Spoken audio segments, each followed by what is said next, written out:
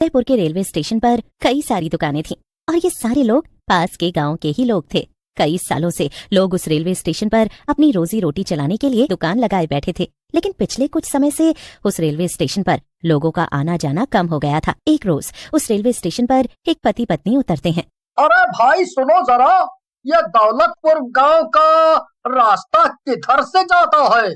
अरे बेटा, इसे रास्ता वास्ता नहीं पता, और यहाँ दौलतपुर गांव तो है, लेकिन आपको अभी वहाँ के लिए कोई साधन नहीं मिलेगा, इसीलिए आपको इसी रेलवे स्टेशन पर रुकना होगा।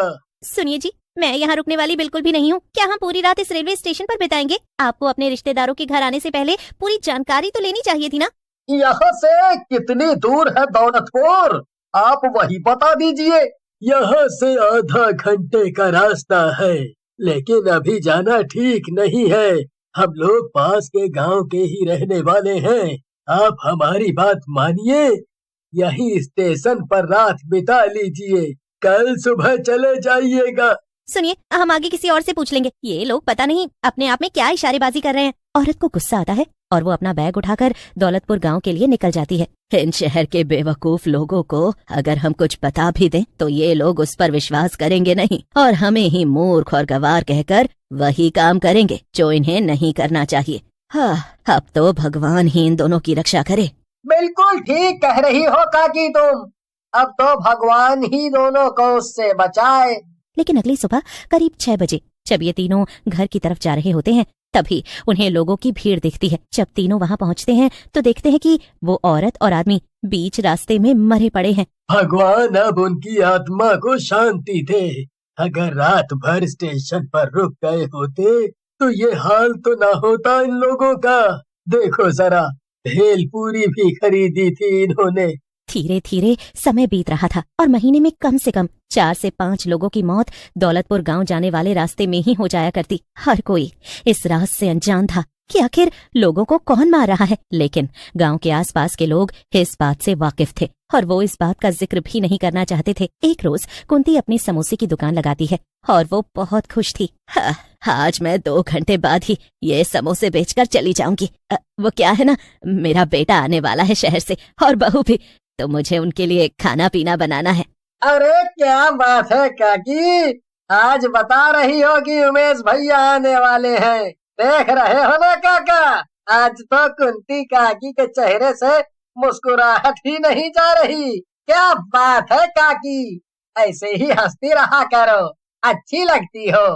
बिल्कुल कुंती, ऐसे ही हंसती रहा करो। कुंती कुछ देर बाद ही समोसे बेचकर अपने घर चली जाती है। अब उस रेलवे स्टेशन पर कुछ देर बाद करीब शाम के 7 बजे एक औरत और आदमी उतरते हैं जो दौलतपुर गांव के रास्ते अपने गांव का सफर तय करते हैं।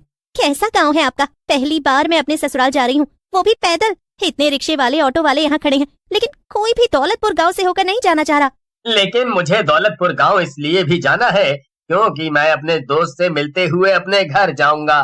चलो कोई बात नहीं, कुछ दूरी पर ही अपना गांव है। चंदा और उमेश कुंती के बेटे और बहू थे। कुछ दूरी पर चलने के बाद अंधेरा छा चुका होता है। तभी अचानक से उनके सामने एक औरत आ जाती है और दिखने में वो औरत बहुत अजीब लग रही थी। उसके गले में भेलपूरी की टोकरी लटकी हुई थी और वो औरत उमेश और चंदा के सामने आते ही, बाबू बिटिया भेलपूरी ले लो, बस 10 रुपए की भेलपूरी ले लो, कुछ पैसे हो जाएंगे तो मैं अपने बच्चों के लिए खाना लेकर जाऊंगी, मेरे बच्चे भूखे। मुझे डर लग रहा है, ये जो कह रही है वो कर दो ना और जल्दी आगे चलो। डरो नहीं, गांव के लोग ऐसे ही रहते हैं और भूख तो मुझे भी लगी है, मैं भेलपूरी ले लेता हूँ।